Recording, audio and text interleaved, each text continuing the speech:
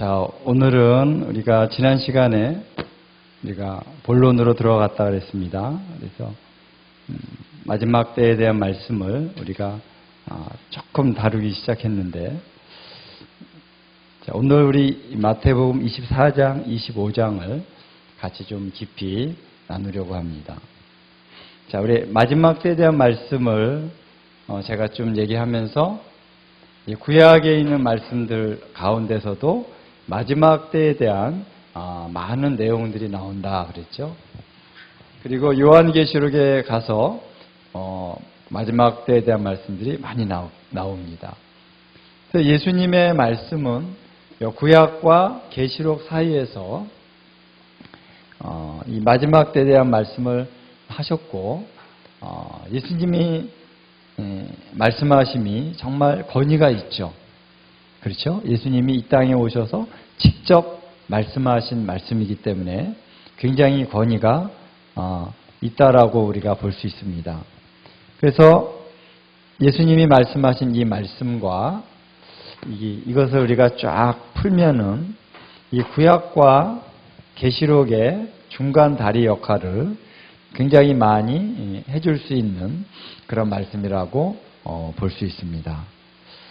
그리고 예수님이 말씀하신 그 모든 말씀이 굉장히 아주 실질적인 그런 메시지들이 굉장히 많기 때문에 이 마태복음 24장과 25장은 굉장히 특별한 의미가 있는 말씀이라고 믿고, 여기서 많은 엔타임에 대한 그런 교리들이 많이 세워졌을 뿐만 아니라, 그렇기 때문에 또 이 24, 25장을 잘못 해석하는 사람도 또 많이 있죠. 그래서 오늘 우리가 이 본문의 말씀을 바르게 정확하게 풀어가려고 합니다. 그래서 어떤 부분에 좀 오류가 있는지, 어떤 포인트가 좀 우리가 잘못 알고 있는 부분이 있는지를 좀 체크도 하면서 이 전체적인 부분을 우리가 함께 다루어 가고자 하는 것입니다. 우리 마태복음 24장, 25장을 같이 이제 보는데, 자, 우리 한번 1절, 2절 함께 우리 읽도록 하겠습니다. 시작. 예수께서 성전에서 나와서 가실 때에 제자들이 성전 건물들을 가리켜 보이려고 나오니 대답하여 이르시되 너희가 이 모든 것을 보지 못하느냐? 내가 진실로 너희에게 이르노니 돌 하나도 돌 위에 남지 않고 다 무너뜨려지리라. 아멘. 이 말씀이 시작되는 이제 시작점에 이런 내용이 나오는 거죠. 성전에서 나온다. 성전. 자, 그래서 이제 성전 건물을 가리켜 보이려고 나오니, 성전 건물이 멋있게 세워져 있었다는 거죠. 그래서 이 성전 건물은 헤롯 성전을 얘기합니다. 헤롯 성전은 1차 솔로몬 성전 때 아름다운 성전이 세워졌다가 바벨론의 침공에 의해서 다 무너졌죠. 그리고 다시 이제 돌아와서 스룹바벨을 중심으로 세운 성전이 제2성전입니다. 그래서 그러면 헤롯 성전은 뭘까? 헤롯 성전은 제2성전을 증축하고 보완하고 이렇게 다시 좀 더 좋게 만든 성전입니다. 그러니까 제3성전은 아닌 거예요. 헤롯 성전입니다. 이해되시죠? 제3성전은 아직 세워지지 않았죠. 그래서 이 제3성전이 세워지느냐 아니냐 이런 어떤 신학적인 논쟁들이 좀 있습니다. 자, 그래서 성전의 문제인데, 이 성전을 보고 사람들이 막 이렇게 칭찬을 하니까 예수님 뭐라고 말씀하셨냐면은 내가 진실로 너에게 이르노니 이 돌 하나도 돌 위에 남지 않고 다 무너뜨려지리라 그랬습니다. 자, 이 말씀은 이후에 한 3, 40년 후에 로마가 이스라엘을 침공하죠. 그래가지고 이때는 좀 로마랑 예수님 당시는 이제 이스라엘이 조금 좋은 관계였어요. 약간 얘네들 좀 말 좀 잘 듣네. 그리고 이제 근데 좀 지나면서 이 이스라엘이 자꾸 반항을 하고 이 로마를 대적하는 사람들이 점점 많아지고 이러면서 이 로마가 이제 이스라엘을 쳐버려야 되겠다. 그래가지고 디도 장군, 티투스 장군이 와서 예루살렘을 침공하죠. 그래가지고 한 2, 3년, 제가 알기로 한 2, 3년 정도를 둘러싸가지고 계속 공격을 하니까 이제 거기에 먹을 게 없고 물이 없고 그러니까 얼마나 처참한 광경이 펼쳐졌는지에 대한 역사적인 기록이 있습니다. 그래서 뭐 인육도 먹고 사람들이 먹을 게 없으니까 아주 비참한 그런 모습으로 결국은 이제 예루살렘 옆에다가 산을 이렇게 만들어 가지고 거기서 이제 침공해 가지고 점령을 해버렸죠. 그래 가지고 수많은 사람들이 죽고 끌려가고 예루살렘이 폐허가 됐습니다. 그래서 그 사건을 통해서 진짜 말씀대로 성전이 돌 하나도 돌 위에 남지 않고 다 무너뜨려졌는데, 왜냐하면은 로마인들이 와가지고 이 성전을 세울 때 거기에 막 금도 있고 막 그러거든요. 벽마다 금이 있고 납이 있고 이런 금속들이 있으니까 이런 거 다 캐내간다고 군인들이 다 돌 이렇게 해가지고 다 금 빼고 막 이렇게 하다 보니까 진짜 그냥 사람들 치면은 그냥 건물 남겨놔도 되잖아요. 그죠? 근데 그냥 성전을 다 헐어버렸습니다. 근데 이제 우리가 여기 예루살렘 가면은 아니 성전 무너지지 않았는데요. 이런 사람들이 있더라고요. 벽 있잖아요. 벽. 근데 이 벽은 성전 벽이 아니라 성전의 외벽이다. 이해되시죠? 다시 말하면 성전이 이렇게 있으면은 성전이 있으면 여기가 이제 지성소, 이제 내소라고 그러죠. 외소, 성소에 해당되는 부분이 있으면 이렇게 뒤로 해가지고 성전 벽이 있다는 거예요. 외벽. 이해되시죠? 그러니까 여기는 이제 마당이에요, 마당. 마당이고 여기는 건물이죠. 이 건물은 다 무너졌다는 거예요. 예언하신 대로. 근데 이제 여기가 성전이 보면은 이쪽 들어가는 데가 어디냐면은 동쪽입니다. 동쪽. 여기가 감람산이 있고 동쪽이에요. 그러니까 여기 북쪽이죠. 동서남북. 이 서쪽에 벽이 조금 남은 거예요. 허물다가 다 허물지 못하고 뭐 어떤 이유인지 시간이 부족했는지 하여튼 다 허물었는데 여기만 좀 남은 거예요. 이게 이제 그래서 이거를 웨스트 월이라고 그러죠. 웨스턴 월인가? 웨스트 월인가? 그래서 이제 서쪽 벽이다. 이렇게 지칭을 하는데 우리는 그냥 보통 통곡의 벽이다. 왜냐하면 여기 유대인들이 처음 와가지고 여기 모이면 막 통곡이 일어나는 거예요. 우리가 다시 나라를 찾았다. 이 2000년 동안 전 세계를 다니면서 얼마나 고생하고 고통당하고 이 민족적인 아픔이 있는데 와 우리의 고토에 우리가 돌아왔다는 거죠. 여기서 기도하는데 눈물이 안 터질 수가 없죠. 그래서 사람들이 통곡의 벽이다 뭐 이렇게 이제 이름을 붙였습니다. 자, 그런데 이제 예수님이 말씀하신 다 이루어졌어요.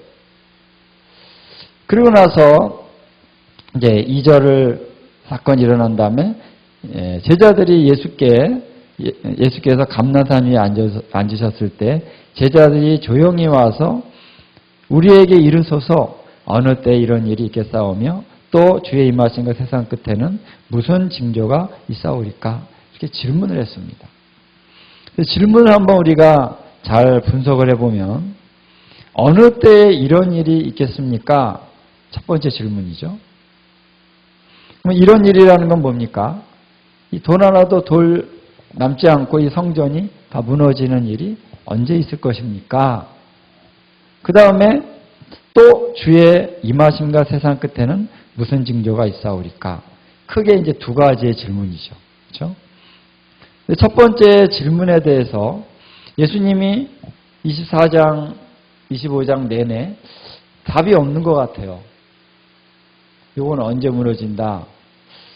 그래서 어떤 사람들은 이 질문과 첫 번째, 두 번째 질문을 연결을 해서 자, 마지막 때에 첫 번째는 로마의 이 성전이 무너지는 그때에 나머지 이 모든 사건도 다 이루어졌다.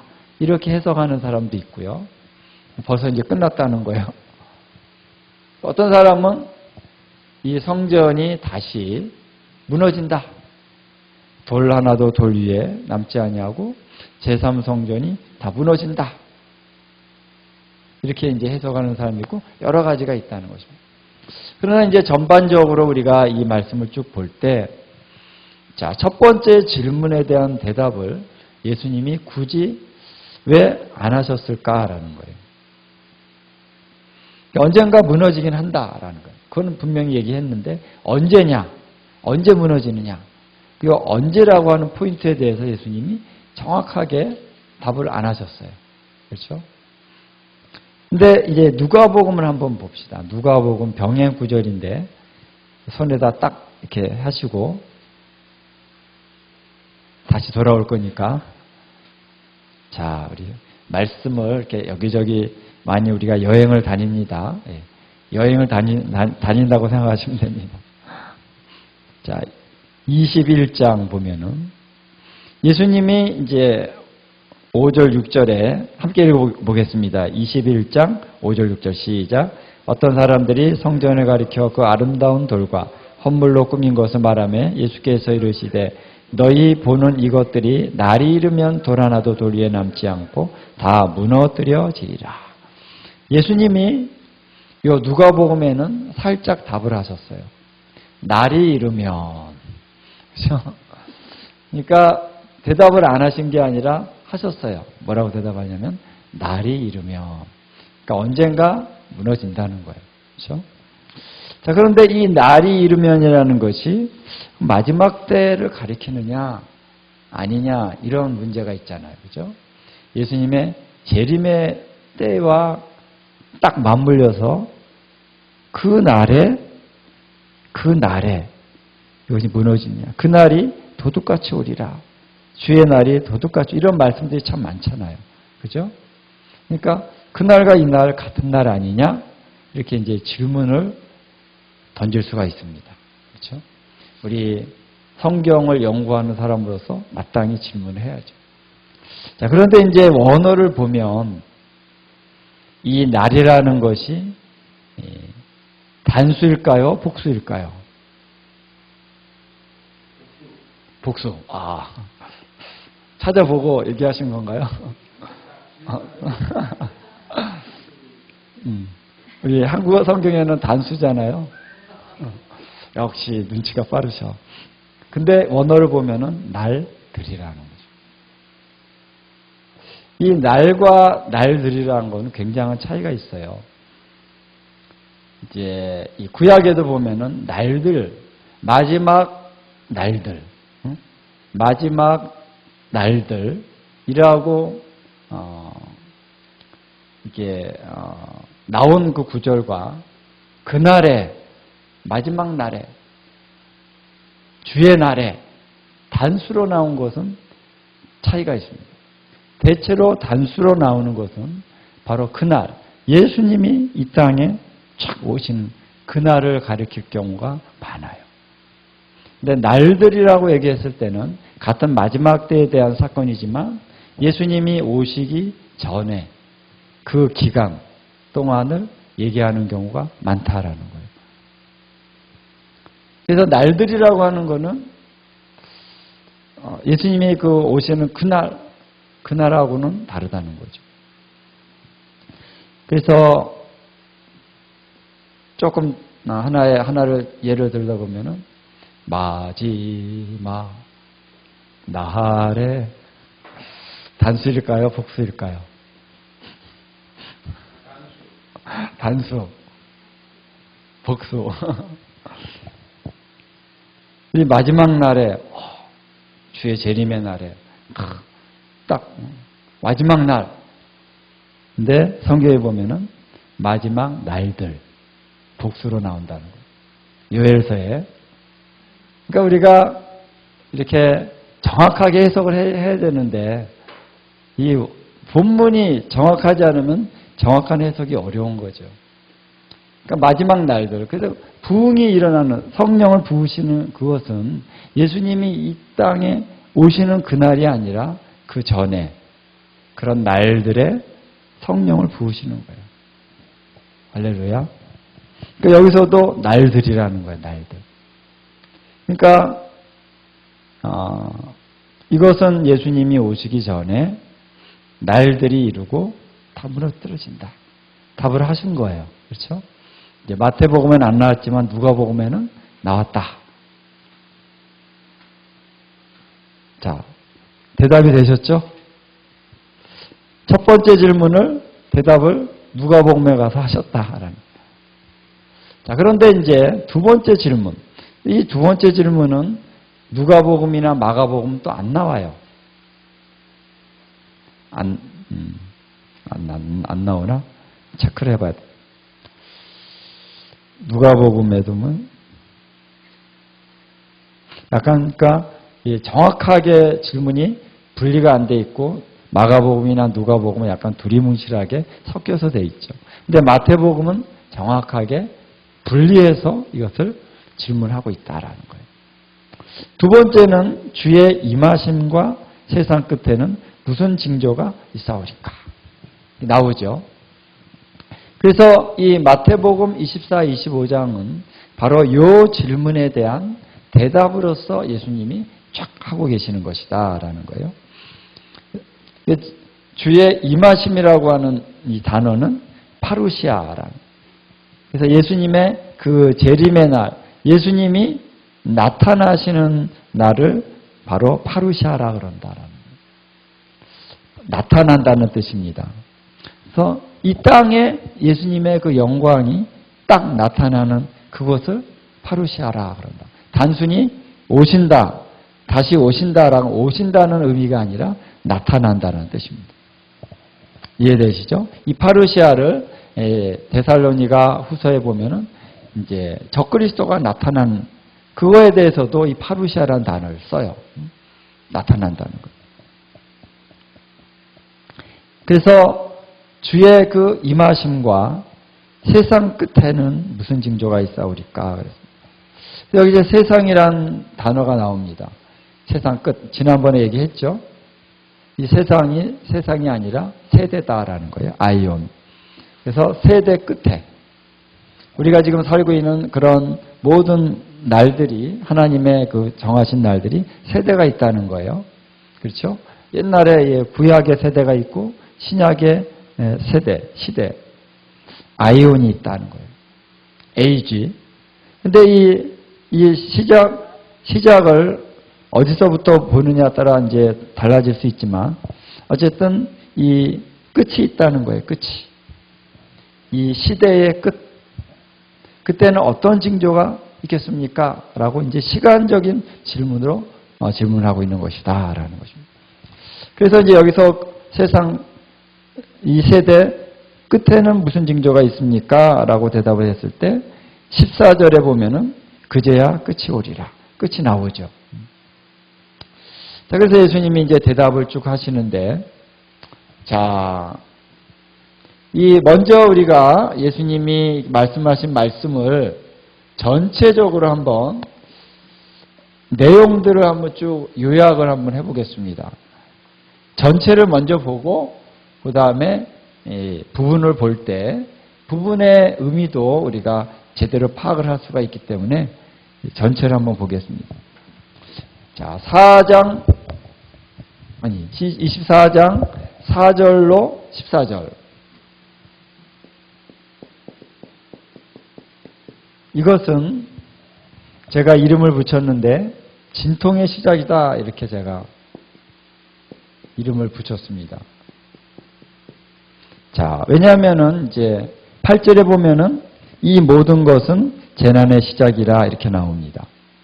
이제 이것이 어떠한 것이 시작되는 시점에 이런 일들이 일어난다 그랬는데 이 재난의 시작이라고 한국어 성경에 번역한 이 재난이라는 것은 오딘입니다. 오딘.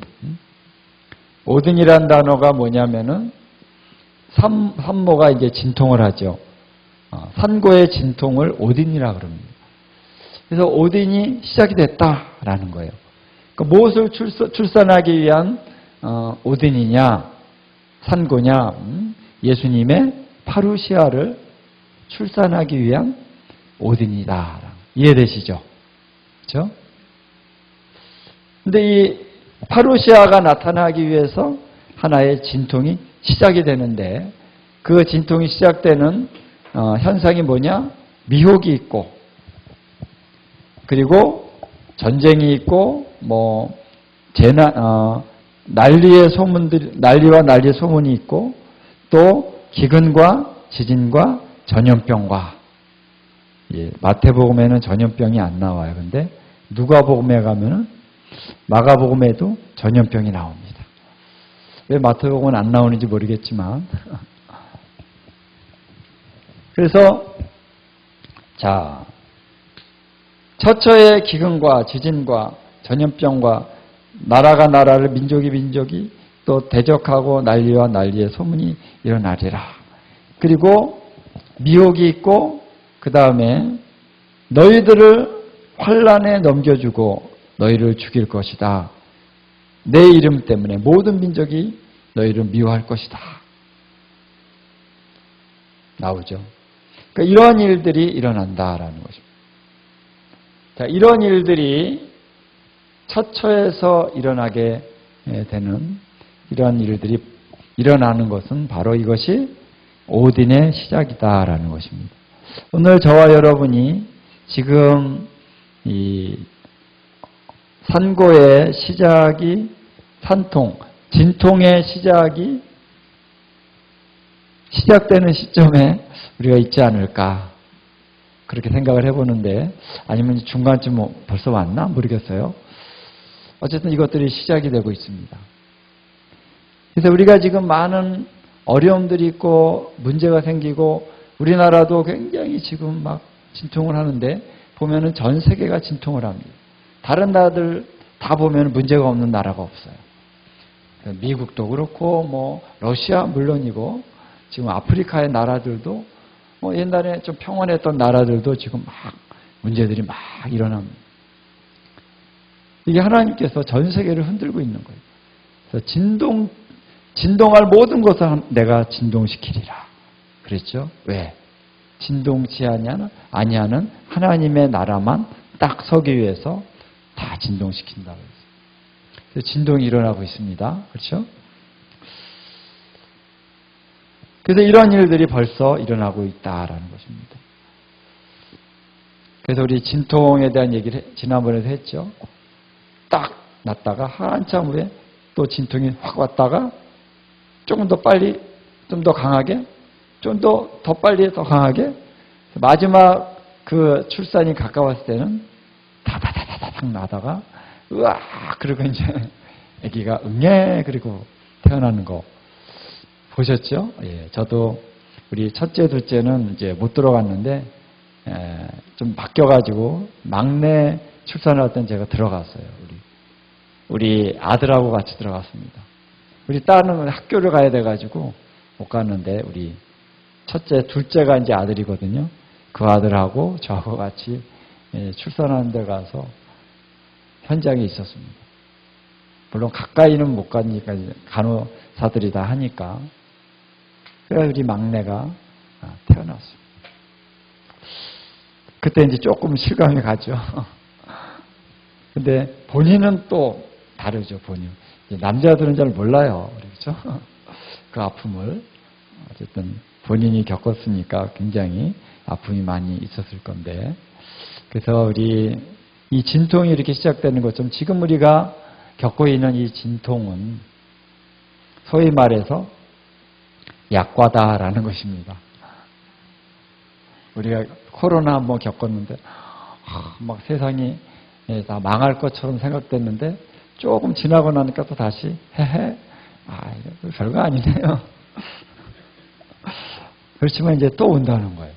네? 또 더 강하게 온다는 거죠. 그 다음에 더 강하게 온다는 거죠.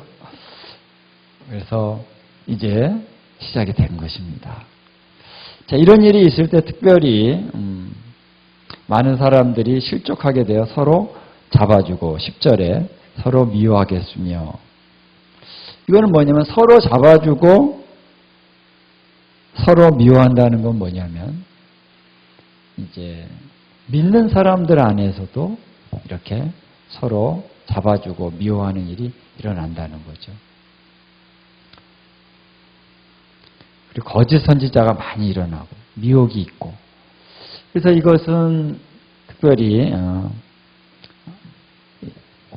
데살로니가 후서 2장 5절에 보면 4절인가에 나오죠. 그래서 배도하는 것과 멸망의 사람과 불법의 사람, 멸망의 아들이 나타나는 것, 이 두 가지가 예수님의 재림의 사건 이전에 일어나는 큰 표적이다. 이것이 일어나지 않고는 예수님이 오지 않는다 그랬습니다. 근데 거기에 보면은 배교하는 것, 배도하는 것, 그것이 바로 이제 뭐 전 종교와 또 기독교 안에 이런 배도하는 일이 왜 일어나느냐라고 했을 때 많은 사람들이 이제 벌써 그것을 느끼고 있습니다. 그것은 종교 통합 운동이다라는 것이죠. 종교 통합 운동이 일어나서 어떻게 보면 종교가 아닌 거예요. 종교를 부정하는 거죠. 불교만 구원이 있는 거 아니야. 마음에만 구원이 있는 게 아니야. 기독교만 구원이 있는 게 아니야. 그냥 다 구원이 있어. 그러니까 우리 같이 합치자. 그래서 서로 인정해 주자. 그거는 사실 그거를 부정하는 거죠. 그러니까 배도하는 것입니다. 모든 종교의 배도를 일으키는 거예요. 기독교 안에서도 이러한 배도가 지금 좀 일어나고 있는 것도 우리가 많이 느끼고 있는데, 앞으로 이러한 것들이 점점 심화된다라는 것입니다. 그래서 종교 통합 운동이 이제 일어나서 통합 종교가 세워지면 어떤 일이 일어날까요? 통합 종교가 세워지면 예수님을 믿어야만 구원을 얻는다라고 얘기하는 사람은 이단이 되는 거예요. 무서운 거죠. 그래서 잡혀 죽을 수가 있다는 것입니다. 핍박이 일어날 수 있다는. 그래서 이러한 일들이 이제 전 세계적으로 일어나는 그런 현상들이 심화될 것이다라는 것입니다. 자, 거짓 선지자들이 많이 일어나서 내가 그리스도다, 내가 그리스도다, 이런 일들이 또 엄청 많이 일어날 거예요. 그래서 이러한 것 가운데 불법이 성하게 된다. 우리가 지금 얼마나 불법이 성한지요. 사람들이 이전에 진리요, 바른 삶의 가치를 지금은 너무나도 쉽게 버리고 있습니다. 성적인 부분에 있어서 얼마나 문란해지고 기준이 다 사라지고, 뭐 남자끼리 여자끼리 이것도 결혼으로 뭐 인정해줘야 된다. 진짜 개가 들어도 웃을 수 있는, 개가 듣고도 웃을 얘기인데 지금은 그거를 합법화시키고 있는 시대에 우리가 살고 있다는 거예요. 이게 정말 양심 있는 사람들이 들으면은 막 어떻게 보면 화병이 날 만한 일입니다. 아니 이게 말도 안 되는 것이 어떻게 합법화가 돼? 응? 그렇잖아요. 아니 뭐 딱 이렇게 결혼하겠습니다라고 이제 아들이 결혼하겠습니다라고 배우자를 데리고 왔는데 남자를 데리고 왔어요. 그럼 남자가 며느리야? 며느리라는 건 아니고요. 뭐 그러면서 뭐 그 상상을 해봅시다. 말이 되는 건가요 이게? 말도 안 되는 것이 이제는 법으로 제정이 되고 있는 이 시대에 이미 들어왔습니다. 불법이 성한데 앞으로는 점점 더 아닌 것이 긴 것이 되는 거예요. 말도 안 되는 것이 합법화되는 것입니다. 여기서 말씀과 믿음으로 살려고 하는 사람들은 엄청난 핍박을 받을 수밖에 없는 것이죠. 많은 사람의 사랑이 식어지리라. 사랑이 식어집니다. 사랑이. 그래서 사람은 사랑이 있어야 사는 거예요. 근데 사랑이 식어지니까 얼마나 각박하고, 그래서 가족인데도 그냥 막 신고하고, 가족인데도 가족끼리도 막 죽이고, 지금 뭐 그런 일들이 많이 나오잖아요. 부모가 자식을 죽이고, 자식이 부모를 죽이고, 이러한 뉴스들이 간혹 이제 나기 시작합니다. 이제 앞으로는 부모고 자식이고 뭐 안 봐준다는 거예요. 앞으로는 사랑이 식어진다. 이런 일들이 이제 비일비재하게 일어나는 시대가 된다는 것입니다. 되었고 더 심화될 것이다. 그래서 이 세상 정말 뭐 기술이 발달이 되고 과학이 발달되고 얼마나 좋아졌으면, 어떤 의미에서 얼마나 발달이 되고요. 뭐 너무 이 폰만 있으면 뭐 다 할 수 있고, 이런 면에서 잘 살아진 것 같은데 그렇지 않은 거죠. 얼마나 세상이 각박해지고 불법이 성하고 이런 일들이 많이 일어나게 돼요. 이런 일들이 어떻게 해요? 점점 강해지고 심화된다라는 것입니다. 그래서 끝까지 견디는 자는 구원을 얻으리라. 이런 가운데 특별히 의롭게 살려고 하는, 믿음으로 살려고 하는 이 믿는 자들은 엄청난 환난과 핍박을 겪게 된다라는 거죠. 그래서 끝까지 견디는 자는 구원을 얻으리라. 자, 그래서 이러한 일들을 쭉 얘기하면서, 그러나 마지막에 이 14절에 특별한 것을 얘기합니다. 자, 이 끝이 오는데 시작이 있었잖아. 오딘. 진통의 시작이 있었는데 이게 끝날 때가 있다. 이거는 또한 하나의 시대적인 끝인데, 이 끝이 언제 오느냐? 천국 복음이 모든 민족에게 증언되기 위하여 온 세상에 전파되리니 그제야 끝이 오리라. 할렐루야. 성경은 시작이 있으면 끝이 있다는 거예요. 반드시 끝이 오는데 이것이 천국 복음이 전파되는 것과 관련이 있다. 할렐루야. 그래서 이 천국 복음에 대해서 이제 얘기를 하거든요. 자, 그런데 이 본문의 말씀을 우리가 제대로 해석을 해야 되는데, 어떻게 나오고 있냐면은 이 천국 복음이 나오죠. 그래서 지난번 우리 목사님 교회 가가지고 우리 이에 그랬더니 좀 어떤 분이 묻더라고요. 이 천국 복음. 이빨이 아니라 이다 그랬는데 기억하기 좋으라고.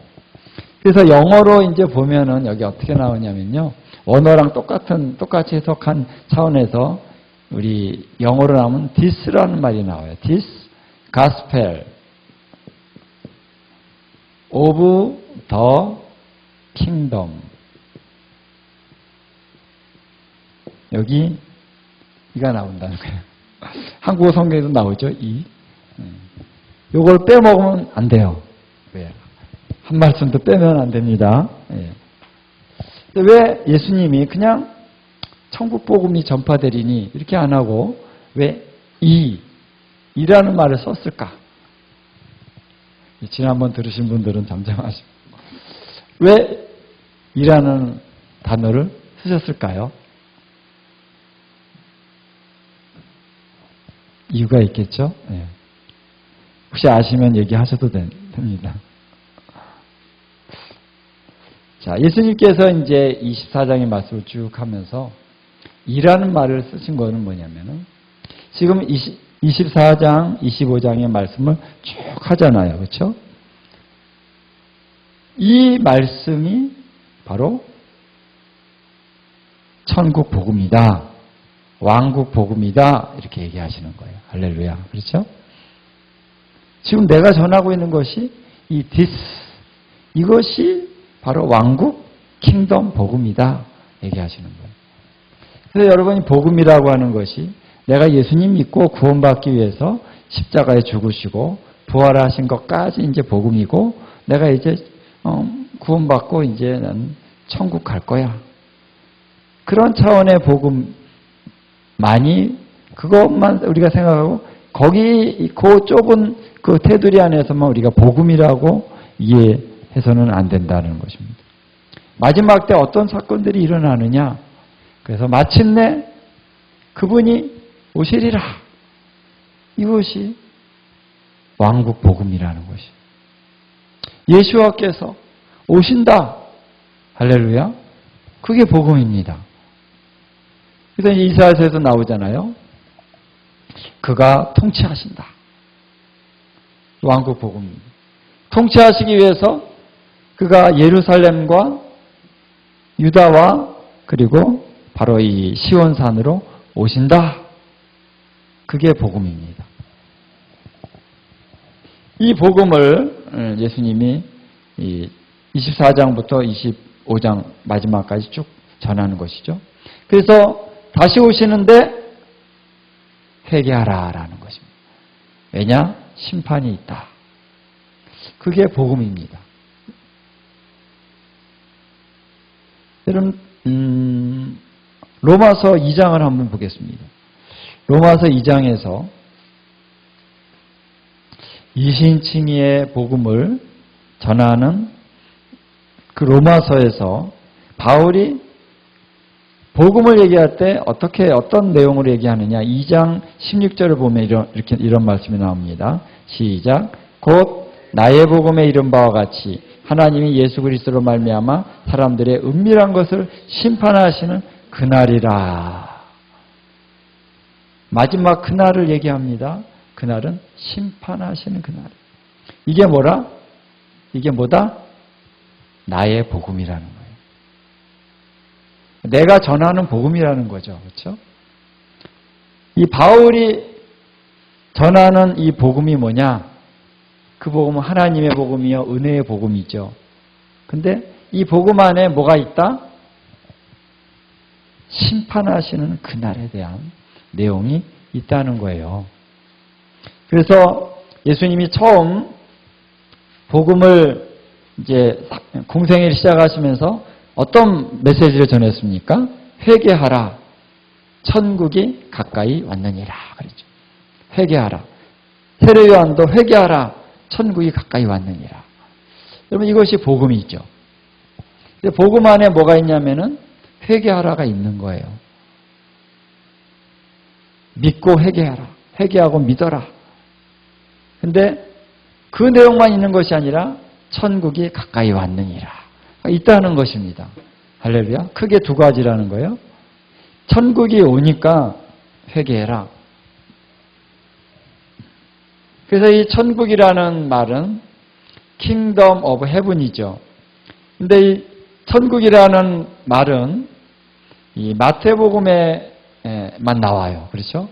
마가복음, 누가복음, 요한복음은 다 하나님의 킹덤, 하나님의 나라 이렇게 나오는데 이 마태복음만 천국이라고 나온단 말이죠. 그런데 이 천국에 대한 오해가 있는데 사람들이 이 천국이라고 하는 거는 내가 죽어서 가는 그곳을 얘기한다 이렇게 사람들이 얘기하면서 내가 죽어서 천국 갈 수 있게 하는 복음 이렇게 이제 복음을 이해하기 시작했다는 거예요. 왜냐하면 이 말씀을 오해해서. 그래서 여기 천국 복음이라고 나와 있기 때문에 그렇다는 거예요. 근데 원어를 보면은 천국이란 말, 이 헤븐이란 말이 없다는 거예요. 없다. 킹덤이에요. 왕국 복음. 제가 자세히 찾아보니까요. 어떤 구절에도 복음이라는 것이 딱 나올 때는 하늘이란 말이 들어간 단어가 없어요. 복음이라고 하는 단어를 쓸 때는 항상 왕국 복음이에요. 천국 복음이 아닌데 우리가 천국 복음이라고 잘못 쓰면서 또 개념조차도 잘못 이해를 했다는 거예요. 그래서 천국이라고 하는 것은 뭐냐면 다시 말하면 하늘의 통치라는 거죠.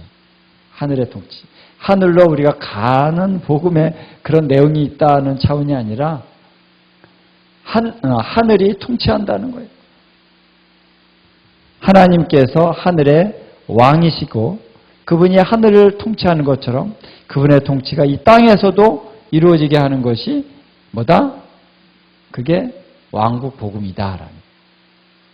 그래서 주기도문에서 그렇게 얘기했잖아요. 하늘에서 아버지의 뜻이 하늘에서 이루어진 것처럼 땅에서도 이루어지이다. 그리고 킹덤이 오시옵소서. 오라는 건 뭡니까? 하늘에 이루어진 킹덤이 이 땅에 오라는 것입니다. 오시라고 기도하는 거예요. 내가 죽어서 천국에 가겠다라고 기도하는 게 아니라 킹덤이 오시라고 기도하는 거죠. 할렐루야. 우리가 이제 이러한 여러분도 경험을 많이 당하잖아요. 힘들고 어려우면 어떻게 합니까? 아, 주님, 나 빨리 천국 가고 싶어요. 왜 일이 안 풀려요? 답답해요. 여러분 그런 기도나 그런 생각 한번 해보신 적 없는 사람 한 번쯤은 다 아마 해보시지 않았을까? 모르겠어요. 우리 안 그런 분도 있을지 모르겠지만 최소한 저는 여러 번 있습니다. 근데 주님이 딱 한 방 치셨어요. 너의 삶 속에 어려움이 있느냐? 빨리 천국 가야지. 그렇게 기도하지 말고 주님, 이 어려운 삶의 현장에 천국이 임하시옵소서. 할렐루야. 킹덤이 임하시옵소서. 이렇게 기도하라는 거예요. 예수님이 주기도문을 왜 그렇게 가르쳐 주셨느냐? 킹덤이 임하라고 기도하라는 거예요. 할렐루야. 내 마음이 왜 답답합니까? 문제가 있기 때문에 그렇잖아요. 그렇죠? 빨리 이제 이 세상 다 빨리 끝내고 빨리 천국 가서 내가 기쁘게 지내야지. 그게 아니라 이 문제 많은 이 세상에 하나님의 나라가 임하시옵소서. 문제는 뭡니까? 이 땅에 어려움이 있는 이유는 왕이신 그분이 이 땅을 통치하지 못하도록 사람들이 가로막고 있기 때문에 그렇다. 근데 그분이 오셔서 통치하기 시작하시면은 성령 안에서 의와 평강과 희락이 임한다는 것이 할렐루야. 관점을 바꿔야 되는 것입니다. 어려움을 당하면 도피하려고 하는 것이 아니라 이 어려움을 하나님이 오셔서 이 어려움을 해결해 주십시오. 할렐루야. 기도해야 된다는 거죠. 그래서 천국 복음이 아니라 뭐다? 우리말로 이제 번역한다면 왕국 복음이 가장 적합한 해석이라고 믿습니다. 어떤 복음? 왕국 복음. 이 왕국 복음. 할렐루야. 그래서 마태복음 24장부터 25장은 이 왕국 복음의 진수다라는 것입니다. 그 나라가 올 것이다라는 거예요. 하나님의 킹덤이 올 것이다. 어떤 모습으로 올 것이냐? 좀 더 자세하게 전하고 있는 말씀이다. 그래서 회개하라. 달란트 비유에서도 나오고요. 그렇죠? 그리고 열처녀 비유에서도 나오고 회개하라. 준비해라. 그리고 마지막 25장 마지막에서 심판이 있다는 거예요. 양과 염소로 심판을 하는 때가 온다. 어떻게 해요? 회개하라. 그럼 회개해야 되는 거죠. 회개. 그래서 마지막 때 메시지가 전파될 때는 회개가 일어날 수밖에 없습니다. 회개하라. 그날이 반드시 온다. 그래서 예수님이 어떠한 이제 마지막 때 일이 일어나냐 이런 차원뿐만 아니라 주님이 오셔서 이 심판을 하실 때 어떠한 차원에서 어떻게 심판을 하시는지 그 심판에 대한 말씀도 우리가 잘 들어야 되는 것이죠. 각 사람이 행한 대로 갚으시리라. 우리의 심령 안에서 우리가 직고한다는 거예요. 그날에 서면은. 그래서 두려운 심판이 오는 것이죠. 그래서 준비해라. 회개하라. 그 말씀을 여기서 이제 하고 계시는 것입니다. 자, 여기가 이제 1달락이에요. 1달락. 크게 볼 때 1달락. 이제 2달락부터는 좀 빨리 제가 한번 간단하게 이제 풀어가지고 얘기를 할 건데요. 자, 두 번째는 15절부터 이제 나오는 대목이죠. 여러분 적을 분들은 적으시고 15절부터 22절까지 어떤 일에 대해서 나오냐면은 전무후무한 큰 환난에 대해서 나오고 있죠. 두 번째. 자, 그래서 이제 이러한 진통의 시작이 되어지지만 어떠한 시점에서 가중되어지고 더 급하게 들어가는 어느 시점이 있는데 그것은 멸망에 가증한 것이 거룩한 곳에 서는 어떤 사건이 일어난다. 그 사건이 일어남과 동시에 큰 환난이 있겠다라는 그런 얘기죠. 그 환난이 어디서 일어나느냐 여기 보니까 멸망에 가증한 것이 거룩한 곳에 서는 것은 뭐냐? 그럼 예루살렘에 있는 성전에서 일어나는 것이죠. 그렇죠? 그리고 이것에 대한 구체적인 그 성경을 인용하고 있는 것인데 다니엘이 말했다 이렇게 얘기하고 있습니다. 그렇죠? 그러니까 다니엘서의 예언의 말씀을 예수님이 인용하셔서 이렇게 얘기하고 있는 것을 예수님이 얘기하고 있는 것입니다. 근데 어떤 사람은 이것이 이제 마카비 시대에 이 다니엘서가 다 이루어졌다 이렇게 얘기하는 사람들이 있어요. 마카비 시대는 예수님 오시기 전에 한 200년 전에 있었던 이제 일들이죠. 예수님이 말씀하신 게 이게 안 맞죠, 그러면은. 그렇죠? 이미 다 이루어진 건데 예수님은 앞으로 이루어질 것이라고 하는 그런 의미로 이 다니엘서 말씀을 인용하고 있잖아요. 그렇죠? 그래서 멸망에 가증한 것이 거룩한 곳에 서는 거는 예수님이 오시기 이전에 일어났던 일이 아니다라는 거예요. 마카비 시대에 있었던 일은 약간의 어떤 예언이 성취되는 차원 안에서 부분적인 성취였다라는 거예요. 부분적인 어떤 의미가 있다라는 거예요. 왜냐하면 비슷하다는 거예요. 그리고 나중에 다니엘서를 해석할 때 보면은 알겠지만 연관성이 있습니다. 다니엘서 자체에서 그것을 증거하고 있어요. 그러니까 부분적인 성취라는 거예요. 근데 완전한 성취는 아니다라는 거죠. 그래서 예수님이 완전한 성취가 된 때를 딱 얘기했는데 그것은 마지막 때라는 거예요. 이해되시죠? 그래서 마카비 시대에 다니엘서 뭐 이런 것이 다 이루어졌다고 말하는 분들에 대해서 여러분들이 분명하게 분별을 해야 됩니다. 예수님이 여기서 말씀하셨잖아요. 그렇죠? 근데 그때에 성전에서 일어나는 사건이다. 그리고 유대에 있는 자들은 산으로 도망하라. 이스라엘 전역에 유대 땅에 이러한 핍박이 있다는 거죠. 그렇죠? 환란이 일어난다는 거예요. 이러한 구절들이 다 구약에 있다라는 거죠. 나중에 우리가 좀 자세히 하겠습니다만. 큰 환란이 있는데 이것은 창세로부터 21절에 창세로부터 지금까지 이런 환란이 없었고 후에도 없으리라.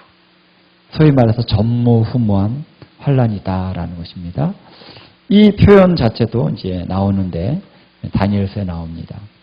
그날을 감하지 않으면 모든 육체가 구원을 얻지 못할 것이나 그러나 택하신 자들을 위하여 그날들을 감하시리라.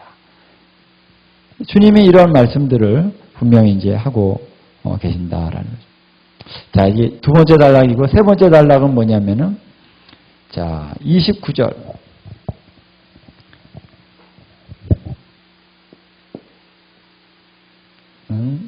큰 환란. 세 번째 단락은 마태복음 24장 29절에 보면 함께 우리 봉독하도록 하겠습니다. 시작. 그날 환란 후에 즉시 해가 어두워지며 달이 빛이 내지 아니하며 별들이 하늘에 떨어지며 하늘의 권능들이 흔들리리라. 우리 지난번에 한번 이 말씀 읽었죠? 자, 이거를 우리가 천체의 징조다 이렇게 이름을 붙일 수 있습니다. 천체. 예. 천체에 어떤 사인이 일어난다, 징조가 일어난다라는 것입니다. 이건 굉장히 큰 사건이죠. 해가 어두워지고 달이, 해만 이렇게 일식 때 해가 좀 어두워지는 일이 있지만 해도 어두워지고 달도 빛을 내지 않고 별들도 떨어지고 이런 것들이 막 동시적으로 일어나면서 하늘의 권능이 흔들리는 이런 사건은 지금까지 한 번도 일어난 적이 없는 사건입니다. 그렇죠? 혹시 그 전에 일어났었나? 네, 아무 기록도 없고 거기에 대한 아무런 그런 전해져 내려오는 얘기도 없고 한 번도 들어보지 못한 이런 사건이 일어난다라는 것입니다. 이것이 왜 일어나는 것일까? 그 다음에 이제 헬라어로 보면은 카이, 영어로 and, 우리나라는 말로는 그리고 이런 단어가 딱 시작이 되면 있으면서 30절이 시작됩니다. 그리고 그때에 30절 읽겠습니다. 시작. 그때에 인자의 징조가 하늘에서 보이겠고 인자의 징조가 있다는 거예요. 인자의 징조.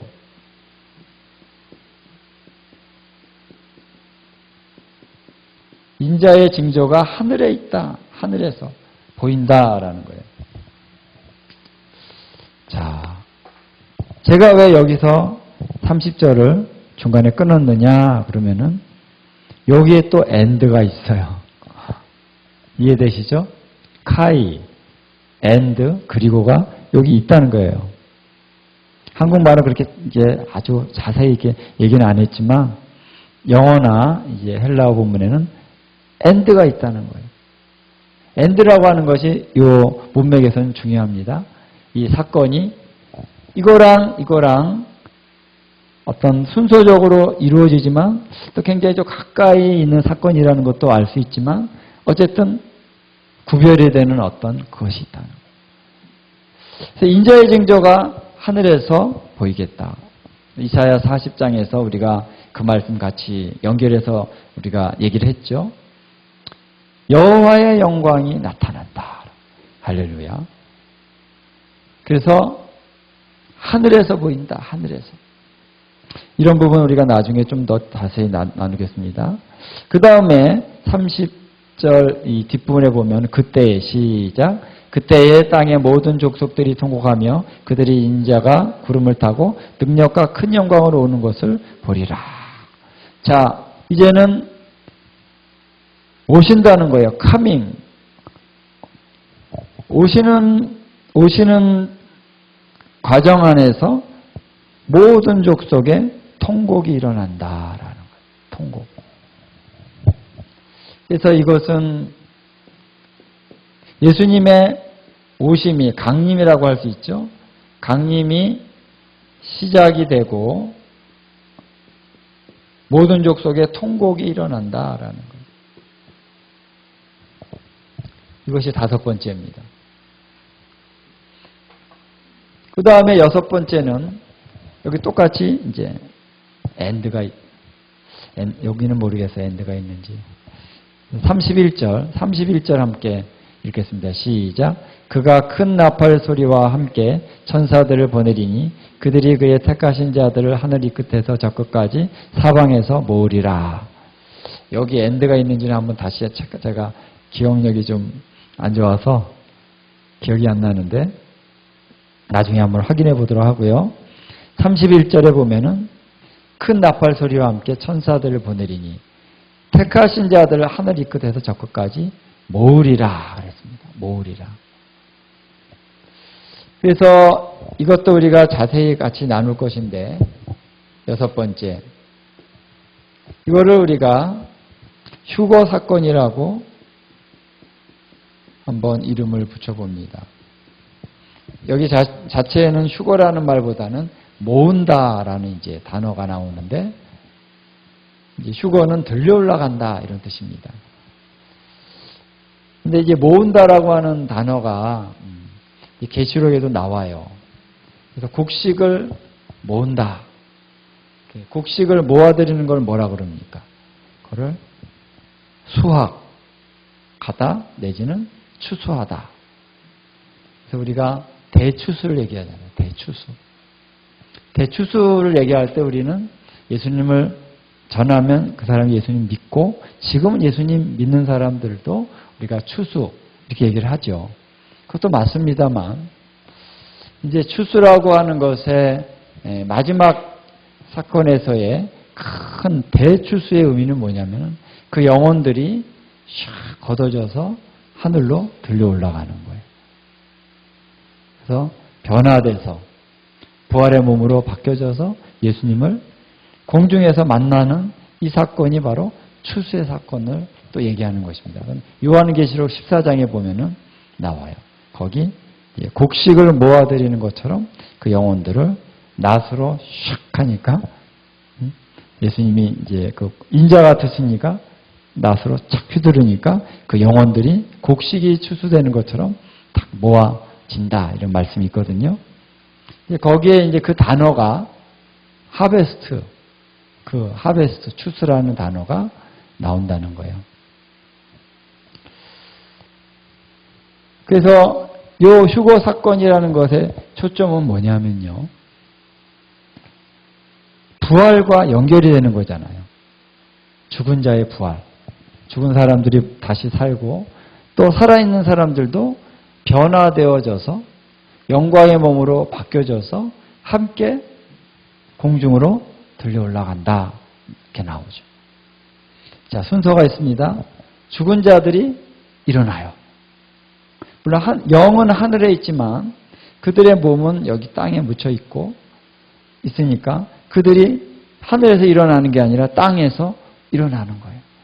할렐루야. 뼈들이 일어나는 거 아니고 살아나서 그래서 예수님이 이제 십자가에 죽으실 때도 마태복음 보면은 죽은 자들이 그 무덤에서 살아나왔다는 말씀이 있어요. 그러니까 하나님의 능력으로 살아서 일어나야지 어떻게 뼈가 일어납니까? 뼈가 이제 살로 채워져서 그건 하나님이 다 하시겠죠. 그래가지고 죽은 자들이 다시 살아나서 여기 땅에 있는 믿는 자들도 거기서 변화가 돼서 같이 함께 올라가리라. 데살로니가 전서 4장에 보면 나옵니다. 휴거 사건 할 때 자세히 할 겁니다. 예. 그러니까 그 휴거 사건의 초점은 뭐냐면은 우리가 부활이 된다는 거예요. 부활. 할렐루야. 성도의 부활. 근데 너무 휴거만 너무 강조하고 이때 부활이 된다니까요. 부활이 더 중요하지 어떻게 휴거가 저는 그렇게 생각이 들지만 둘 다 중요합니다만 휴거는 이제 땅에 있는 사람들은 이제 휴거가 중요한 면도 있지만 죽은 자들이 다시 살아나서 성도가 부활하는 그래서 첫 번째 부활, 첫째 부활 일어나는 그 시간이 바로 이 사건이라는 거예요. 그리고 이 사건은 바로 수많은 믿는 자들이 이제 추수가 되는 그 전에 부흥이 일어나면서 많은 영혼들이 변화되고 예수님 믿고 연단을 받다가 이때 딱 추수가 돼서 알곡이 추수가 돼서 딱 주님 앞에 올려지는 그런 사건인 거죠. 그래서 유대인의 절기가 보면은 전부 다 추수와 관련이 있어요. 첫 번째 6월절에는 그 무렵에 맥추, 보리 추수가 있습니다. 보리 추수. 그래서 6월절 지나서 안식일 첫날이 뭐냐면 초실절이에요. 초실절. 그 초실절은 어떤 수확이 있는 때냐면 보리 수확. 그 다음에 오순절 날은 어떤 수확이 되는 때와 마무리냐면 밀. 그 다음에 이제 초막절, 가을절기 때 추수는 뭐냐면 포도라든가 이런 이제 그 과일, 대추야자 이런 거 있잖아. 이런 것이 수확되는 계절과 딱 맞물려집니다. 다 추수예요. 그래서 마지막 추수. 이 추수가 이루어지기 위해서 성령님이 역사하시는 거죠. 그래서 여섯 번째 사건이 휴거 사건이다. 여기 나오죠. 이제 31절에 나옵니다. 자, 그 다음에 이제 중간에 32절부터 쭉 나오는 말씀은 어떤 사건이 앞으로 있을 것이다 라고 하는 것보다는 잘 읽어보면 그날이 올 것이다 라는 거예요. 주의 날이 도둑과 같이 오는 것처럼 그날이 임할 때 어떠한 긴장이 있고 어떠한 텐션이 있고 어떻게 준비되어져 되고 준비되지 못하면 어떻게 되고 이런 것들이 쭉 나오는데 그 날에 초점이 있다. 50절 한번 읽어보면요. 자, 50절, 24장 50절 함께 읽겠습니다. 시작. 생각하지 않은 날, 알지 못하는 시각에 그 종의 주인이 이르러 이렇게 나오거든요. 자, 날은 이제 영어로 말하면 day, 단수입니다. 또 시각은 hour, 시입니다. 그 날과 그 시는 아무도 알지 못한다. 이렇게 나오거든요. 근데 한국어 번역에서 자꾸 그날과 그때 이렇게 번역을 하거나 막 번역이 왔다 갔다 해요. 근데 이제 원어를 보면 정확하게 그 날과 그 시, day 그리고 hour 이렇게 나옵니다. 영어로는 그날과 그 시는 알지 못한다. 근데 그날과 그 시가 돼서 주인이 어떻게 해요? 이른다라고 하는, 이른다라고 하는 단어는 헤코라고 하는 단어인데 도착하다 그런 뜻이에요. 도착하다. 그래서 자, 인자의 징조로부터 재림이, 예수님의 오심이 시작이 되는 거예요. 하늘에서. 하늘로부터 땅으로 오는 거죠. 이 땅에, 하늘로부터 딱 와서 그분이 땅에 딱 오는 그 날이 있다는 거예요. 그 날이 뭐냐? 주의 날이라는 거예요. 그 날이 여호와의 날이다. 나중에 좀 더 자세히 설명을 할 겁니다. 그날 오실 때 바로 전쟁이 있고 심판이 있다는 것입니다. 그래서 주님이 오시는 날과 시가 있는데 그래서 도착하는 그날이 있다는 거예요. 그날 전에 그래서 그날이 주의 날이 도둑과 같이 올 것인데 준비해야 된다라는 거죠. 그렇지 않는다면 여기 나오는 것처럼 어미 때리고 외식하는 자가 받는 벌에 처하리니 거기서 슬피 울며 이를 갈리라. 이런 말씀이 여러 군데에서 나오고 있죠. 여러분 어떻게 보면 이런 말씀들을 이제 우리가 읽을 때 조금 이제 두려워지기 시작하고 긴장이 되기 시작하죠. 그래서 심판이 있다는 거는 어쩔 수 없습니다. 거기에 뭐 해피한 심판이 있는데 해피하다.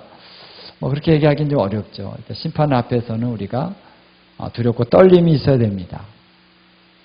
그러나 이 심판을 면할 수 있고 심판을 극복할 수 있는 그런 하나님의 은혜가 바로 복음이라는 것이죠. 할렐루야. 주님의 십자가의 죽으심과 부활이 우리를 살리셨기 때문에 우리가 이 심판을 건너갈 수 있는 하나님의 은혜가 있다라는 것입니다. 그렇기 때문에 감사가 있고 감격이 있을 수 있지만 그러나 이 심판이라고 하는 것이 이루어진다는 것은 굉장히 엄위한, 그렇죠? 엄정하고 엄위하고 두렵고 떨릴 수밖에 없는 그런 의미가 심판이라는 단어에 있다는 것이죠. 그래서 그런 얘기가 쭉 이제 24장 마지막 절까지 있고 그 다음에 25장 1절부터 쭉 두 가지의 큰 비유가 있죠. 열처녀 비유, 달란트 비유. 이것들도 어떤 의미가 있는지를 전체의 문맥 가운데서 우리가 이것을 봐야 돼요. 전체 문맥 가운데 잘 봐야 되는데 그래서 첫 번째 열처녀의 비유는 왜 하셨냐? 마지막 구절을 보면 압니다. 마지막 구절 13절에 보니까 그런즉 깨어있으라 너희는 그날과 그 때를 알지 못하느니라 때라 그랬는데 이제 이게 시라는 거예요. 시. 그날, 그날, day, the hour. 그날과 그 시를 너희가 알지 못하기 때문에 깨어 있어야 된다. 이렇게 얘기하는 것입니다. 그 다음에 달란트 비유는 어쨌든 어떤 의미가 있느냐? 달란트가 뭘까? 여러 가지 얘기가 있습니다만 자세히 하는 건 혹시 나중에 기회가 있으면 자세히 하고 간단히 얘기한다면은 왜 달란트를 주고 가서 남기라 그러셨는가라는 거예요. 여러분, 킹덤 복음이 무엇일까? 복음에 대한 얘기를 할 때 우리가 난 예수님 믿어요. 나 예수님 믿으니까 뭐 어떻게 살든지 그냥 괜찮은 거 아니에요? 은혜로 구원받았으니까. 이렇게 복음을 이렇게 욕되게 하는 사람이 있다는 것이죠. 값싼 복음으로 바꿔서. 근데 복음이라는 건 그것이 아니다. 내가 하나님의 은혜를 받고 그것이 남겨져야 된다라고 하는 것은 뭐냐면은 행함이 있는 믿음이어야 된다라는 것이죠. 그래서 심판은 믿음이 있느냐 없느냐 이렇게 심판을 하지 않습니다. 행위가 어떠냐 이것을 심판한다는 거죠. 요한계시록에도 보면은 뭐 행악하는 자, 또 음란한 자 이런 자들 영원한 불에 태워지리라 이렇게 이제 얘기를 한단 말이에요. 예수님을 믿고 신앙 고백을 할 수 있다로 평가하지 않는다는 거죠. 그렇죠? 예수님도 말씀하셨잖아요. 나더러 주여 주여 하는 자마다 다 천국에 들어갈 것이 아니다. 아버지의 뜻대로 행하는 자라에 들어가리라. 이런 복음이라는 것에 내용을 우리가 잘 살펴야 됩니다. 행위가 없느냐? 아니라는 거예요. 삶이 없느냐? 아니라는 거죠. 근데 우리가 여기가 조금 헷갈리는 부분이 있어요. 그래서 그럼 은혜라며요. 그래서 은혜는 행함이 아니라며요. 근데 왜 또 여기서 행함을 얘기합니까? 그렇죠? 나의 행위는 아니에요. 나의 육체를 따른 행위로서는 구원을 받을 수가 없어요. 그러나 믿음으로, 진정한 믿음은 행위가 아니죠. 믿음이에요. 근데 믿음이 살아있는 믿음이 되려면은 반드시 그 믿음은 행함으로 나타난다라는 것입니다. 그것이 야고보서에서 나오는 말씀이고 바울 서신서에서 다 똑같이 나와요. 야고보서하고 바울 서신하고 다르냐? 아닙니다. 똑같아요. 똑같아요. 같은 걸 말해요. 바울도 같은 걸 얘기합니다. 그래서 예수님도 같은 것을 얘기해요. 요한계시록도 보면은 같은 것을 얘기한다. 성경은 성경이잖아요. 성령님 쓰셨는데 왜 다릅니까? 다만 우리가 오해해서 그런 거예요. 오해. 자, 그래서 이런 비유 두 가지 이제 비유가 나오고 그 다음에 이제 6번째로 끝나는 게 아니라 7번째가 있다는 거예요. 7번째. 7번째가 마지막인데 자 25장 31절 33절까지 한번 읽어보겠습니다. 시작. 인자가 자기 영광으로 모든 천사와 함께 올 때에 자기 영광의 보좌에 앉으리니 모든 민족을 그 앞에 모으고 각각 구분하기를 목자가 양과 염소를 구분한 것 같이 하여 양은 그 오른편에 염소는 왼편에 두리라. 자, 여기 보면은 인자가 자기 영광으로 모든 천사와 함께 온다라는 거예요. 자기 영광의 보좌에 앉으리니. 그래서 여기 31절부터 쭉 보면은 양과 염소 나오고 뭐 양의 오른편에 선 사람들에 대해서 뭐 영생을 명하고 또 왼쪽에 있는 사람들 향해서 영원한 불에 들어가라 이런 심판을 하잖아요. 이게 여러분 비유입니까? 아닙니까? 이제 25장 앞에 있는 것처럼 열처녀 비유 또 달란트 비유처럼 비유입니까? 아닙니까? 아니죠. 네. 근데 나는 옛날에 마태복음 25장에 세 가지 비유가 있다라고 생각했어요. 양과 염소의 비유, 뭐 이렇게 해가지고 이건 이제 비유가 아니에요. 그렇죠? 정확하죠? 인자가 자기 영광으로 오신다라는 거예요. 근데 올 때가 있다. 24장 30절에 보니까 나오죠? 뒷부분에 인자가 구름을 타고 능력과 큰 영광으로 오는 것을 보리라. 인자가 오는데 능력과 큰 영광으로 온다라고 얘기하는 것입니다. 근데 그것이 올 때가 있다라는, 마무리될 때가 있다는 것이죠. 그가 왔을 때 이제 자기 영광의 보좌에 앉는다 이렇게 표현하고 있다는 것입니다. 자, 이것을 우리가 어떻게 말을 할 수 있냐면은 이제 예수님께서 이 땅에 오셔서 보좌에 앉으신다는 거죠. 그러면 여기에 앉는 보좌는 어디에 세워지는 보좌입니까? 어디에 세워지는 보좌입니까? 그분이 이제 설명을 한 가지 더 드리면은 여기 올 때에라고 하는 이 온다는 단어가 이제 엘코마이라는 단어예요. 그냥 단순히 온다.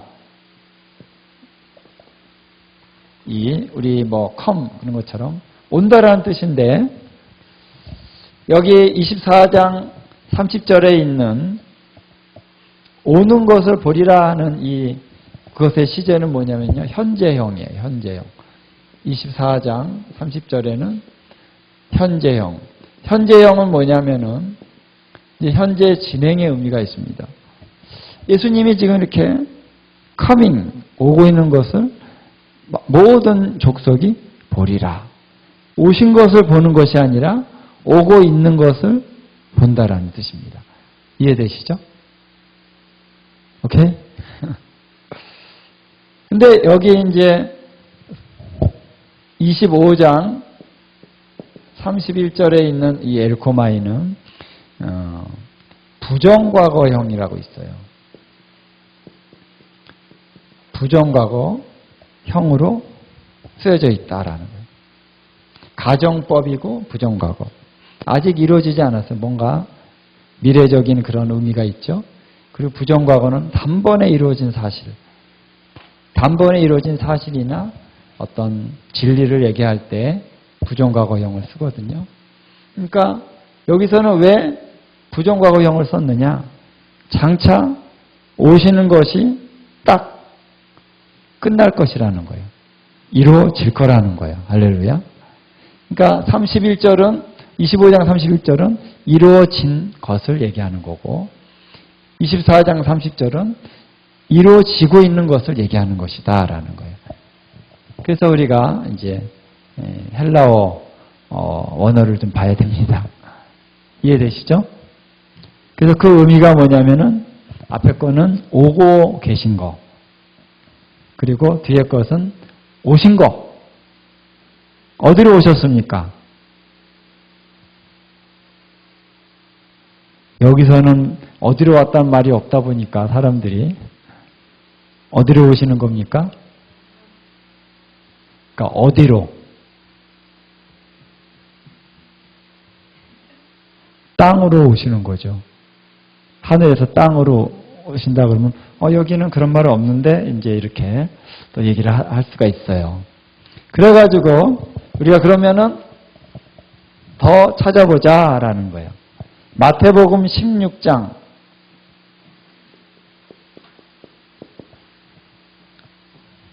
자, 마태복음 16장 27절과 19장 28절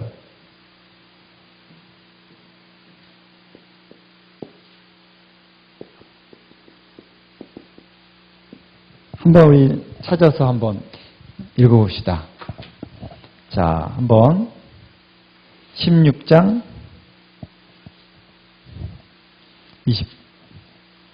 27절 함께 읽도록 하겠습니다. 시작. 인자가 아버지의 영광으로 그 천사들과 함께 오리니 그때에 각 사람이 행한 대로 갚으리라. 자, 여기도 인자가 나오죠. 여기도 인자가 나오고 25장 31절에도 인자가 아버지의 영광으로 그 천사들과 함께 오신다라는 거예요. 할렐루야. 그래서 여기 25장과 31절과 24장 30절에 보면은 그가 영광으로 오신다 그랬어요. 영광과 능력이란 말도 들어가고 오시는데 여기는 아버지의 영광으로 오신다. 할렐루야. 천사들과 함께 온다는 얘기는 여기 있죠. 여기 24장 25장에 천사들과 함께 온다. 여기도 천사들과 함께 온다는 말씀이 있어요. 그렇죠? 근데 그냥 영광이 아니라 아버지의 영광으로 오신다. 그리고 그때 각 사람이 행한 대로 갚으리라. 심판이 있을 것이다. 이렇게 얘기를 하고 있습니다. 그래서 여기 오리니, 여기도 오리니 그랬는데 어디서 어디로 온다는 것입니까? 16장의 문맥을 쭉 보면은 자, 그가 오는데 하늘에서 땅으로 오신다는 그런 의미로 우리가 볼 수 있는 거죠. 그래서 27절에서 28절로 넘어가면은 진실로 너에게 이르노니 여기 서 있는 사람 중에 죽기 전에 인자가 그 왕권을 가지고 오는 것을 볼 자들도 있느니라. 예수님이 여기 지금 제자들하고 어디서 지금 말씀하시는 겁니까? 여기가 땅이잖아요. 그렇죠? 여기가 이스라엘 땅이에요. 베드로와 12 제자들하고 같이 얘기하는 거잖아요. 그래서 베드로가 예수님 십자가 보면 안 됩니다. 그랬더니 예수님이 사탄아 물러가라.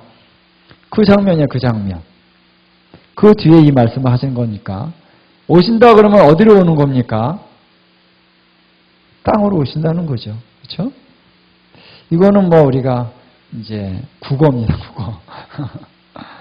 영적인 깊은 차원이 아니라 국어예요. 그렇죠? 자, 그 다음에 19장 28절 함께 읽겠습니다. 시작. 예수께서 이르시되 내가 진실로 너에게 이르노니 세상이 새롭게 되어 인자가 자기 영광의 보좌에 앉을 때에 나를 따르는 너희도 12 보좌에 앉아 이스라엘 12지파를 심판하리라. 여기 보니까 인자가 자기 영광의 보좌에 앉을 때에 이렇게 나옵니다. 자, 25장 31절에 나오잖아요. 영광으로 그의 천사와 함께 올 때에 와서 그의 영광의 보좌에 앉으리니. 그렇죠? 여기도 보니까 영광의 보좌에 앉을 때가 있다. 그러면서 그때 너희가 이스라엘의 12지파를 심판하리라. 어디에서 한다는 것입니까? 어디에서? 땅에서 한다는 거죠. 여기 보니까 너희도 그랬습니다. 너희도라는 말은 뭐죠? 나도 심판을 하는데 너희도 한다는 거예요. 할렐루야. 그렇죠? 네. 어디서 하는 것입니까? 땅에서 하는 거예요. 보좌가 어디에 세워집니까? 땅에 세워지는 거예요. 그래서 7번째 이것은 그리스도의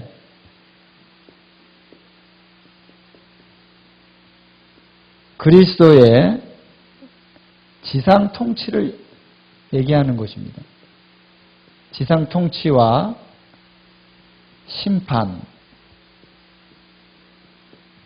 심판이 있으리라. 그래서 마태복음 24, 25장에 전체적인 내용을 요약하자면 7가지의 중요한 주제들이 쫙 나온다는 것입니다. 이해되시죠? 전체를 이제 보는 것입니다. 마태복음 24장, 25장에 이러한 전체적인 내용이 나오는구나. 그런데 이제 어떻게 보면 안타까운 건지 이 마가복음이나 누가복음의 이 그 병행 구절들이 있잖아요. 이 앞에 비슷한 것 같고 중간에 비슷한 것 같은데 요거는 안 나와요. 마태복음에는 나와요.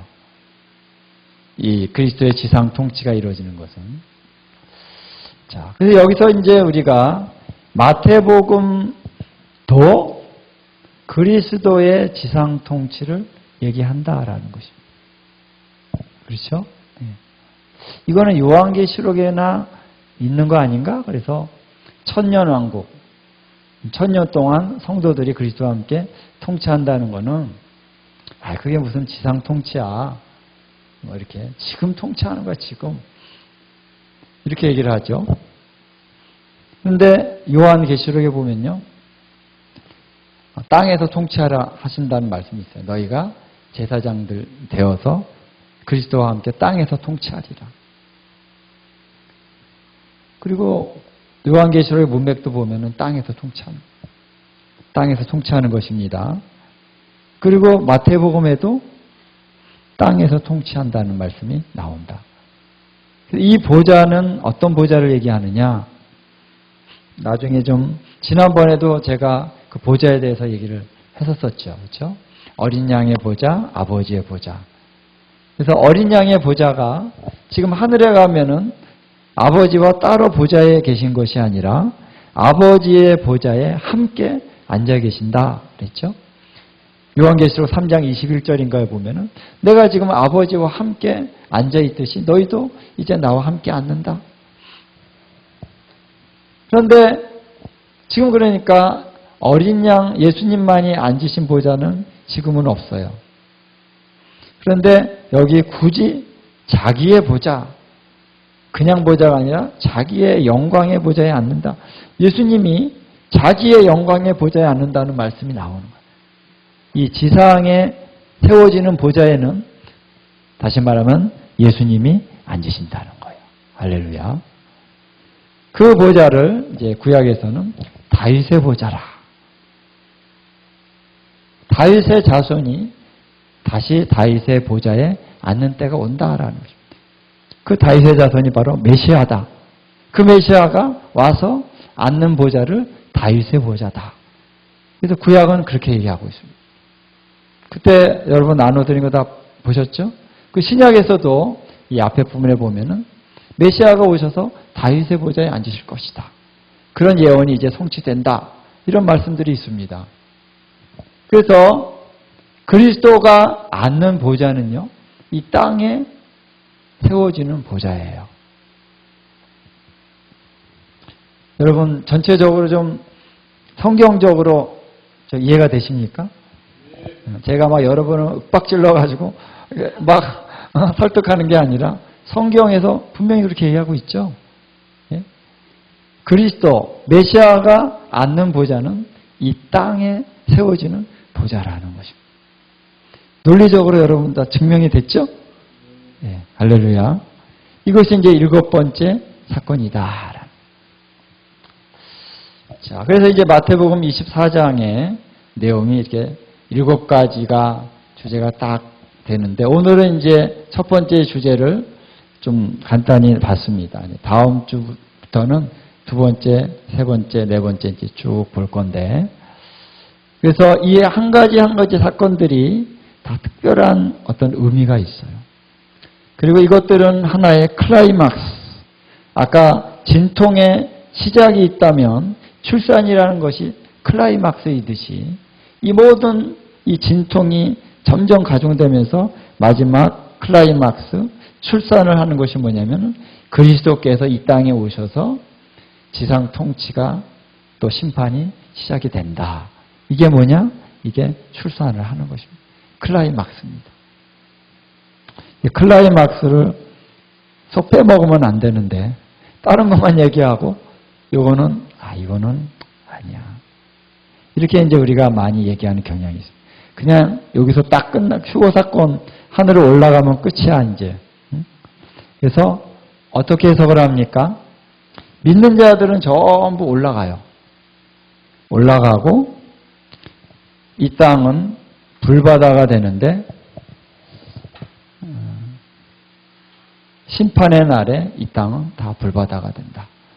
휴거돼서 올라간 사람들은 주님과 함께 저 하늘로 올라가서 영생을 누린다. 하늘로 다 올라간다. 이렇게 얘기하고 있죠. 성경 어디에 그런 말씀이 있는지 아무리 눈 씻고 찾아봐도 없습니다. 그런 말씀 없어요. 오히려 이제 데살로니가전서 4장을 한번 보겠습니다. 데살로니가전서 4장에 보면 이 휴거에 대한 우리 유명한 구절이죠.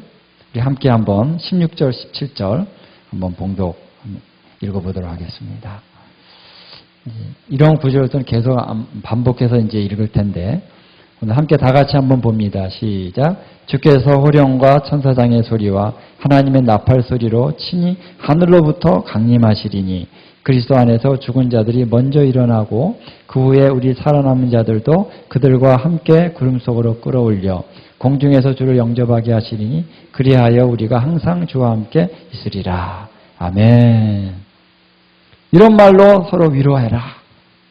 위로의 말씀입니다. 이것은. 자, 근데 이 말씀을 조금 우리가 좀 해석을 해야 돼요.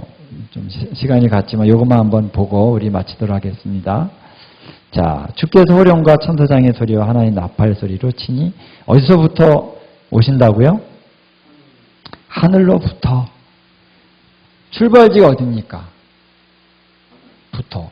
하늘이라는 거죠. 그러면은 종착지는 어딥니까? 땅이라는 거예요. 공중까지 왔다가 다시 가는 게 아니라, 왜냐하면 이제 증명을 합니다. 이제 좀 전체 보겠는데. 이제 이럴 때, 강림하실 때, 이제 오실 때에, 이 시제를 잘 봐야 돼요. 오신 다음이 아니라, 오실 때, 이 과정이 있다는 거예요. 재림이. 시작되고 땅에 올 때까지의 이 기간이 있고 과정이 있다. 그렇죠? 그 중간에 그리스도 안에서 죽은 자들이 먼저 일어난다. 죽은 자들이 주 안에서 죽은 자 먼저 일어난다. 지금 이제 그 영이 하늘로 가 있는 그런 사람들, 어쨌든 그런 이제 믿고 죽은 사람들이 먼저 일어난다. 그러니까 위로를 받으라는 거예요. 우리 어머니가 뭐 돌아가셨는데 예수 믿을까, 뭐 구원받았을까 막 그러지 말고 위로를 받아라. 그들이 먼저 일어난다. 그 후에 우리 살아남은 자들도 어떻게 해요? 그들과 함께 나오죠. 우리 살아남은 자들이 죽은 자 일어난 그들과 함께 올라간다. 그들이 그러니까 어디서 살아나는 겁니까? 살아나가지고 어디에 있는 거예요? 이 땅에 있는 거예요. 땅에 있어서, 우리도 땅에 있잖아요. 살아남은 자들이, 죽은 자들이 딱 다시 살아나고 일어나서 살아남은 자들과 함께 그때 이제 변화가 돼서 부활의 몸으로 변화가 돼서 이제 고린도전서 15장에 보면은 그들이 함께 변화가 된다. 우리도 변화되고 죽은 자들도 변화되고 그래서 함께 어떻게 해요? 공중으로 끌어올려진다. 그래서 이제 이 단어가 휴거라는 뜻이 있는 거. 끌어올려. 이 단어가 이제 휴거라는 단어죠. 휴거. 근데 여기서 이제 한 가지 더 체크해야 되는 건 뭐냐면, 자, 구름 속으로 끌어올려. 이렇게 나오잖아요. 근데 원어를 보면은, 영어로 보면은, 구름 속으로가 아니라, in cloud. 구름 안에서 이렇게 나와요. 그리고 어디로 끌어올려지냐면은, 공중으로. into the air. 이렇게 나오죠. 그러니까 구름 안에서 공중으로 끌어올려 간다. 그래서 끌어올려지는데 어디로 가느냐? 종착지는 공중이라는 거예요. 그렇죠? 근데 이게 번역을 잘못했어요. 원어를 여러분들이 보시고 제대로 이제 의미를 파악하시고 하는. 그래서 구름 안으로 들어가는 게 아니라 구름 안에 일단 들어가 가지고 구름과 함께 올라간다는 거예요. 여러분 예수님의 그 승천하심을 보면 똑같습니다. 예수님이 이렇게 올라가다가 구름이 가려져 가지고 보이지 않게 되더라. 그러니까 한참 올라가서 구름이 덮인 게 아니라 올라가면서 바로 구름이 덮여가지고 구름과 함께 올라가시는 거예요. 그러니까 우리도 휴거가 똑같이 그렇게 됩니다. 그래서 구름과 함께 끌어올려서 어디로 가느냐? 공중으로 올라간다. 거기서 주를 영접하게 하시리니. 누가 누구를 영접하는 겁니까? 누가 누구를 영접하는 겁니까? 우리가 주를 영접하는 거예요. 왜? 주님이 오시니까. 주님이 어디서 옵니까? 하늘에서 땅으로 오시는데 영접이라는 건 뭡니까? 영접이라는 거는 오시는 사람을 중간에 가서 딱 맞이해서 그 다음에 어디로 오죠? 다시 글로 가요? 그럼 영접이 아니에요. 그렇죠? 오시는 분을 중간에 맞이해서 다시 맞이하는 사람 있는 대로 모시고 오는 것이 뭐다? 영접이다. 그렇죠? 왜 중간에서 왜 영접을 하면 공중에서 왜 영접합니까? 다시 가려고 영접하는 게 아니라 영접한다는 거는 오시는 분을 맞이해서 같이 오는 거예요. 어디로 옵니까? 땅으로 오는 거죠. 그러면 내가 이렇게 왜 그걸 굳이 강조를 하지?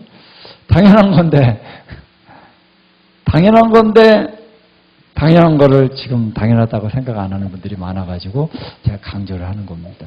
어디로 오시는 겁니까? 땅으로 오시는 것이다. 예, 이해되시죠? 그래서 휴거 사건 간단히 얘기를 했는데, 그래서 여러분, 휴거가 끝이 아니라 뭐가 끝이다? 예수님이 이 땅에 오시는 게 끝이다. 물론 끝이 아니라 새로운 시작이에요. 그리스도의 지상 통치와 심판이 이제 시작이 되는 때가 되는 것이다. 할렐루야. 그래서 여러분 이제 그림이 좀 그려지십니까? 마지막 때 전체적인 그림이. 근데 이제 참 마태복음 24장, 25장은 참 좋아요. 어떤 의미에서 좋으냐면 너무나 이 그 표현들이 명확해요. 그렇죠? 딱 엔드 그러면서 이 사건들이 명확히 딱, 물론 약간 좀 난해한 부분도 있지만 어느 정도 이렇게 명확합니다. 그리고 요한계시록처럼 길지가 않죠. 그러니까 딱 두 장이니까 조금 요점만 딱 보면 사건이 명확하게 탁 나오는데 7가지가 딱 요약이 될 수가 있다는 것입니다. 그런데 여기서 이제 마태복음을 통해서 우리가 이 엔타임이 쫙 정리가 됐잖아요. 요거를 가지고 이제 요한계시록을 보는 것입니다. 그리고 요걸 가지고 이제 선지서를 보는 것입니다. 이렇게 볼 때, 이게 이 사건들이 요한계시록과 이제 줄긋기 옛날에 요한계시록 내용 쫙 해놓고 줄 연결하십시오. 그러면은 된다는 거예요. 어렵지 않을까? 처음에는 그게 될까? 근데 요한계시록을 이렇게 쭉 보다 보니까 연결이 됩니다. 왜 연결이 되냐면은 어떠한 사건들과 어떤 단어 표현들과 이런 것들이 맞아 떨어지는 것들이 많이 있더라는 거예요. 보니까 이 순서를 쭉 가지고 보니까 요한계시록도 똑같은 순서가 되더라라는 거예요. 할렐루야. 와, 그렇구나. 그럼 된 거죠. 할렐루야. 그리고 이제 선지서는 물론 뭐 몇 개 이제 요엘서나 스가랴서 뒷부분, 다니엘서 외에는 좀 이렇게 뭐 순서대로 나와 있지는 않아요. 다른 선지서들은. 그러니까 내용들은 나오는데 순서는 이렇게 되지는 않고 있기 때문에 그거는 이제 내용과 내용을 연결할 때는 참조가 되지만 순서를 볼 때 참조가 될 수 있는 성경은 대체로 물론 이사야서도 좀 순서가 있긴 있는데 이사야서도 뭐 약간 이제 너무 길잖아요. 그리고 복잡해요, 이사야서는. 근데 이제 다니엘서하고 요엘서하고 스가랴서 이제 뒷부분에 요 세 가지의 선지서를 이렇게 살펴보니까 대체로 엔타임의 순서가 비슷하게 나오고 있다는 것입니다. 그래서 이 부분을 이제 요 세 가지의 선지서를 중심으로 해서 이것과 이제 오늘 했던 이 마태복음, 공관복음, 그리고 계시록 이 세 가지의 축을 이렇게 좀 연결을 하면서 이 순서들을 우리가 연구를 해보면은 아하, 일단 이제 마태복음에서 순서가 쭉 여러분 이해가 되시죠? 계시록이 또 이런 부분이 또 반대로 이런 부분들을 통해서 계시록을 통해서 또 이 마태복음에 대한 부분이 또 이렇게 좀 더 조명이 됩니다. 서로 왔다 갔다 하는 거예요. 이해되시죠? 그래서 그런 부분에 대해서 이제 하나님께서 좀 깨닫게 해주시고 보여주신 부분들을 정리한 부분들이 있는데 그것들을 제가 다시 한번 쭉 보면서 아하, 주님의 재림이 이루어질 때까지의 과정 또 재림 이후에 어떠한 일들이 일어날 것인지에 대해서 성경이 이렇게 얘기하고 있구나라는 것을 우리가 미루어서 우리 볼 수 있게 되기를 바랍니다. 우리 기도하겠습니다. 하나님 아버지, 오늘 우리 주님께서 우리에게 말씀하신 이 말씀을 통해서 주님의 다시 오심을 우리가 함께 나눴습니다. 주님이 반드시 다시 오실 것입니다. 마라나타, 마라나타 주 예수여, 오시옵소서, 오시옵소서. 오늘 우리가 주님의 그 오시는 그날을 준비하고 예비하는 자들이 되어질 수 있도록 하나님 깨어서 기도하며 거룩과 순결함으로 살게 해주시고 성령의 충만함 안에서 오직 믿음으로 소망 가운데 그날을 바라면서 살아가는 저희들이 되게 해주시기를 기도합니다. 특별히 성령이여 기름 부어주시고 지혜와 계시의 영을 부어주시옵소서. 하나님의 말씀을 우리가 말씀으로써 해석하여 정확하게 깨닫고 이해하고 말씀으로 정립할 수 있는 저희들이 될 수 있기를 간절히 기도합니다. 성령이여 이끌어 주시옵소서. 붙들어 주시옵소서. 그래서 이 말씀 위에 견고히 서서 어떠한 환난과 핍박과 미혹이 올지라도 요동치 아니하고 흔들리지 않고 그날의 소망을 견고히 잡아서 주님 우리가 주 앞에 온전히 서는 자들 다 될 수 있도록 축복하여 주시옵소서. 감사와 찬양을 주님께 올려드리며 예수님의 이름으로 기도합니다. 아멘.